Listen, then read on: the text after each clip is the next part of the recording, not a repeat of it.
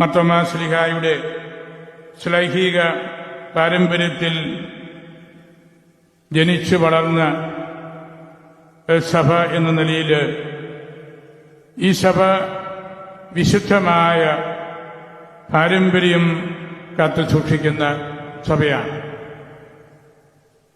Orthodox സഭയുടെ ഏറ്റവും വലിയ ഐഡന്റിറ്റി അതിന്റെ പാരമ്പര്യത്തിന്റെ ശക്തിയാണ്. അതിന്റെ ലിറ്റർജിക്കൽ സെലിബ്രേഷന്റെ മഹനീയതയാണ്. ദിയോസ്കോറസ് തിരുമേനി റമ്പാൻ പട്ടം കൊടുക്കുന്നതും കശീശ പട്ടം കൊടുക്കുന്നതുമെല്ലാം ഞാൻ പങ്കെടുത്തിട്ടുണ്ട്. അതിമനോഹരമായ പ്രാർത്ഥനകള്, പിതാവിന്റെ നല്ല ഹാർമോണിയ സിംബണി തരുന്ന ഗദ്യമാണെങ്കിലും പദ്യമാണെങ്കിലും അതെല്ലാം നമുക്ക് വലിയൊരു ഊർജം നൽകുന്നുണ്ട്. സമൂഹത്തെ ഒരു പരിധിവരെ അത് അതിന്റെ താളത്തിലേക്ക് കൊണ്ടുവരുന്നുണ്ട്. നല്ല ദൈവവചന പരിചയമുള്ള പിതാക്കന്മാരും ദൈവശാസ്ത്രജ്ഞന്മാരുമാണ് ഓർത്തഡോക്സ് സഭയിലുള്ളത്. ഈ സഭ സാധാരണക്കാരായ ആളുകളോട് കാണിക്കുന്ന വലിയൊരു അടുപ്പം ഏറെ വിലപ്പെട്ടതാണ്.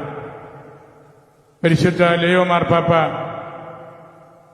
തിരുപ്പിറവിയുടെ ദിവസം പറഞ്ഞല്ലോ, പാവപ്പെട്ടവരെ കൈവിട്ടാൽ ദൈവത്തെ കൈവിടുന്നത് പോലെയാണ്. ദൈവത്തോടെടുക്കാനുള്ള പ്രിവിലേജാണ് പാവപ്പെട്ടവരെ എന്നത്.